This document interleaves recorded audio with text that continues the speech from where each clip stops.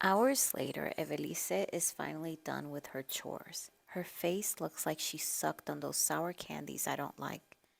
I don't even know them, she says from across the alley through her half open window, shaking her head. Evelise doesn't have any siblings like me, so she has a whole room to herself. I think it's dope. She thinks it's lonely. At least you don't have to stay with them, I say, watching the condensation billowing from my mouth into the gray skies. Evelisa's eyes go wide. She knows what happened when I stayed with Papi and Mrs. Maria, my first stepmom. That was the year we met, and some kid tried to make fun of my scar. That day, Evelise stood up for me, and she's been doing it ever since. You're right, at least it's not that bad. Evelise opens her window further and sticks her face out. You're not cold? Nah, she waves me off. What you got? Mommy's computer rumbles as I turn it around and push it closer to the window. Evelise squints. I remember that one. She reads the first line. The word I was trying to read a few hours ago was straight. Out of all the words, Mrs. Jenkins chooses the hardest one to start a story. Ugh.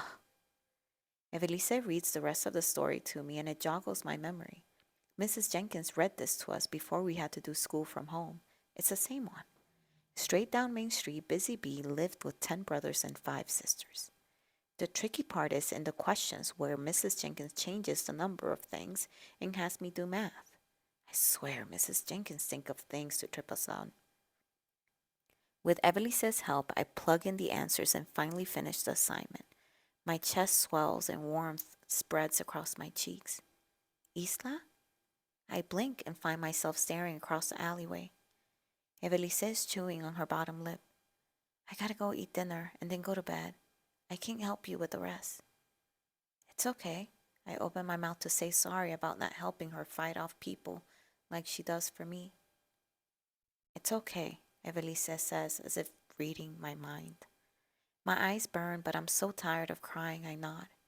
Evelise closes her window and with one low wave leaves. I sigh. At least Mommy won't turn into a dragon and breathe fire on me. I finished one assignment. Still, I have more homework assignments to do, but one is better than none. Plus, sometimes Mommy forgets to check my homework.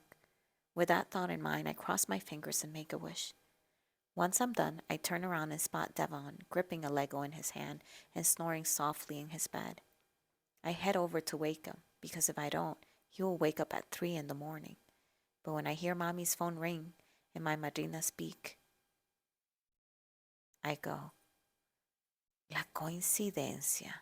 I just finished recording, Mommy says. It's like we're connected, I hear Madrina Maribel says. Ya tú sabe. Hey, what happened with Andres? Madrina asks. What do you mean? Mommy asks. I tiptoe out of my room. The TV casts its light in the dark hallway. The mark from 2 days ago when I dragged Devon around on a towel playing bus driver is super visible on the floor. I cringe inwardly, thinking of what Mommy will say when she sees it. Their voices grow louder and the TV light brighter as I near. To hide myself, I splat my back against the wall. Mommy's ring recording light is like a spotlight on the hallway. The TV is off and the back of Mommy's head is a halo of soft brown, reddish 3C curls. Mommy told me that when she was my age, she didn't like her hair so much because everyone would say it's pelo malo. But now that she's learned to love it, she does videos so other people can love their hair too. I've always thought her hair is pelo bueno because it's so beautiful. Madrina lowers her voice and says something. When she does that, it means it's something good, so I inch closer to the living room but still miss what she says. Comadre, he changes wives like he changes socks, Mommy says. I hear Mrs. Maribel laugh and say stop it, in a way that really means keep going. My brain and stomach do a flip. What? Papi? Married? Again? Memories from when I was 5 rumble in my head. My armpits get swampy again, hands clammy. I shake my head. No, it can't be true. I tiptoe to the living room's back wall, careful to not let Mommy's camera see me. It's true, Mommy says, waving her hand as if Papi didn't already make a big mistake marrying Miss Maria. It's like he doesn't learn, says Dayaneris, who I didn't know was on the call. While Miss Maribel, Mommy's best friend and my madrina, lives in Boston, Miss de Llaneris lives above us with a cute buggy-eyed puppy.